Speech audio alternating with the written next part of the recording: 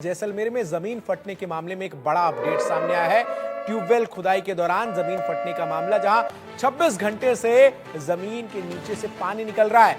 Tubewell और track 850 feet गहरे जमीन में धंस गए हैं और आपको बता दें कि पानी के प्रेशर से 15 से 20 फीट का गड्ढा बन गया है।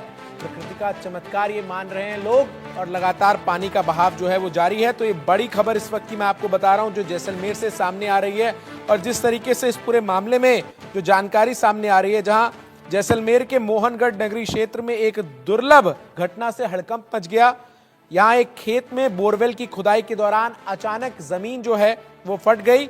इसी के साथ भारी प्रेशर के साथ पानी और गैस बाहर से निकलने लगी। वहीं मशीन और ट्रक जो है वो जमीन में दफन हो गए और पानी की धार 10 फीट ऊंची जो है वो बताई जा रही है। विष्णु शर्मा हमारे सहयोगी अधिक अपडेट्स के साथ इस वक्त जयपुर से जुड़ रहे हैं। विष्णु, क्या कुछ अपडेट है? जिस तरीके से जमीन के नीचे से ये पानी निकल रहा है, लोग कह रहे हैं कि क्या ये सरस्वती नदी है जो विलुप्त हो चुकी थी? ओएनजीसी की भी मदद ली गई है, ये भी बात सामने आ रही है। क्या इस वक्त अपडेट है?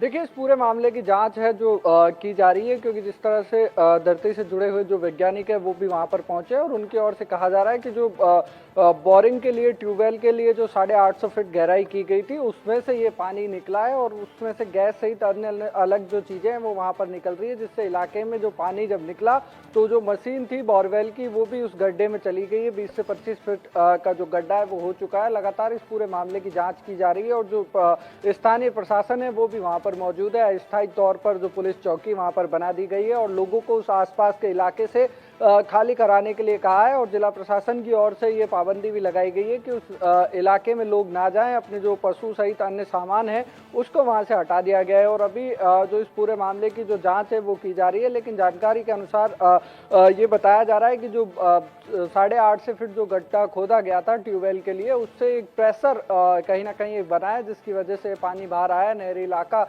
उसको कहा जाता है। वो तमाम तरह की जो तथ्यों की जांच है वो अभी वैज्ञानिकों के द्वारा उस इलाके में की जा रही है। जी, जिस तरीके से ये पूरी घटना सामने हुई है, ऐसे में चूंकि पानी जिस बहाव से निकल रहा है और जिस तरीके से आसपास के तमाम क्षेत्रों को खाली करा दिया गया है, और क्या कुछ एहतियात बरते जा रहे हैं?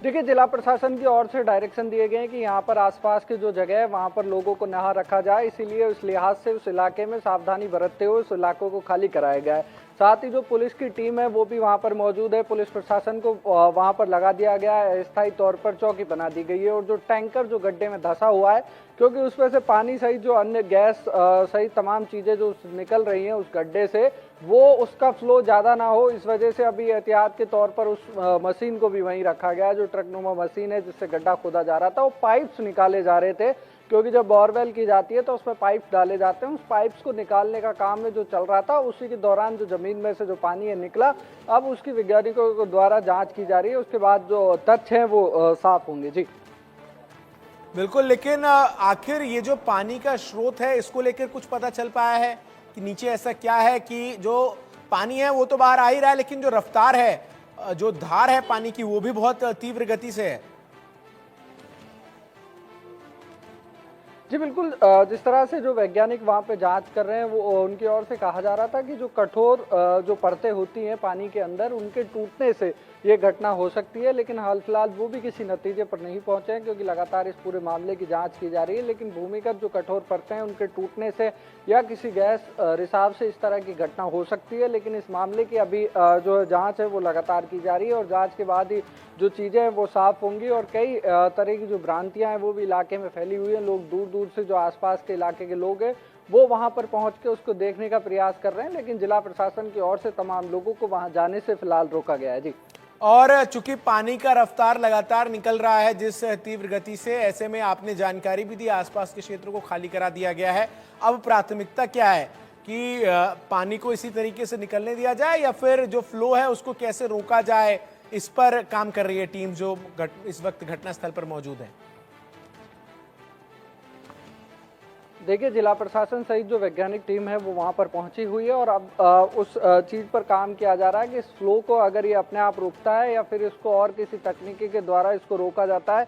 इन तमाम चीजों पर डिस्कशन जिला प्रशासन सहित जो वैज्ञानिक टीम है वो वहां पर कर रही है। लेकिन हाल फिलहाल तमाम एक रोचक तथ्य लोगों के लिए बना हुआ है, क्योंकि जिस तरह से जमीन से ऑटोमेटिक पानी निकल रहा है वो कहीं ना कहीं उसको देखने के लिए लोगों की भीड़ भी लगी हुई है और इसके पीछे क्या कहानी है इसको जानने के लिए भी लोग लगातार जो संभावना है वो जता रहे हैं। लेकिन जो टीम है वो जांच कर रही है और जांच के बाद ही चीजें हैं वो साफ होंगी। जी, गैस की जो बदबू आ रही है घटनास्थल से, उसको लेकर क्या कहा जा रहा है? क्या बड़ा गैस रिजर्व भी हो सकता है, इसकी भी संभावना जताई जा रही है?